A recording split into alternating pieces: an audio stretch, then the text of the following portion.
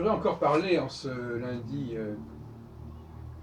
3 novembre 2014 des femmes. Alors je sais bien que c'est un peu l'acharnement thérapeutique, mais comme je me transporte, comme je voyage dans Paris, comme j'utilise le transport en commun, je suis constamment harcelé par certaines questions, par certains spectacles.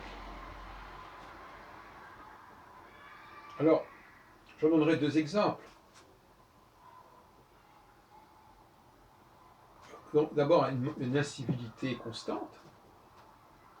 Incivilité consistant à parler à voix haute de problèmes personnels.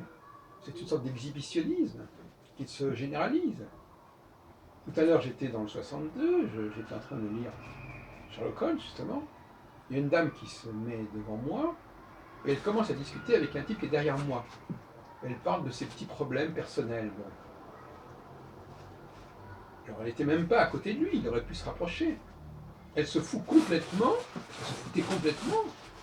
de la gêne qu'elle pouvait provoquer.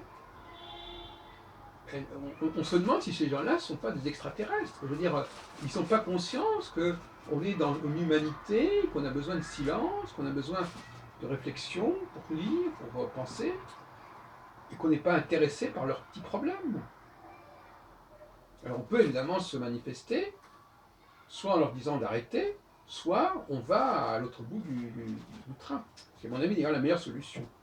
La meilleure solution, c'est quand on voit des comportements incivils comme ça, c'est d'aller ailleurs, si tant est qu'il y ait de la place. Mais c'est de l'incivilité chronique. Bon. Et puis alors, un autre exemple, qui est toujours le même, pas tout à fait la même chose, enfin, c'est quelqu'un qui parle au téléphone,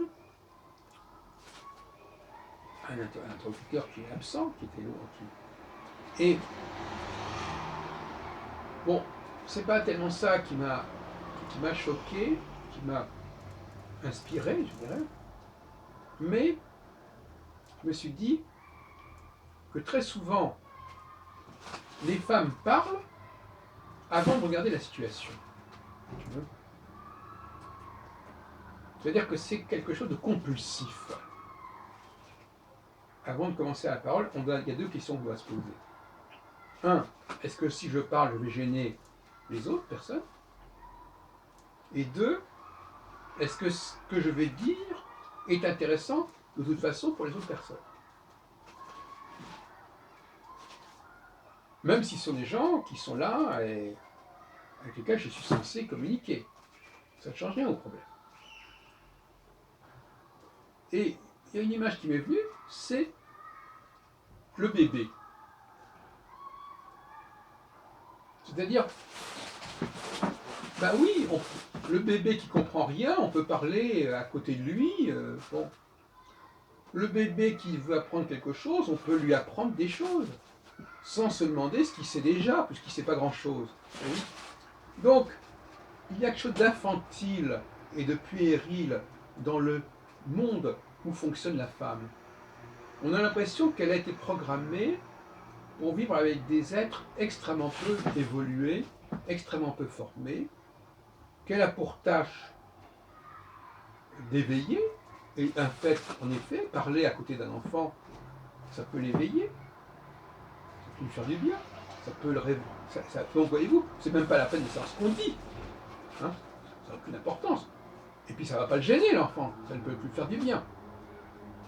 Mais imaginez une seconde qu'on tienne ce même raisonnement dans un endroit où il y a des adultes et qui n'ont absolument rien à faire de quelqu'un qui veut leur apprendre à parler.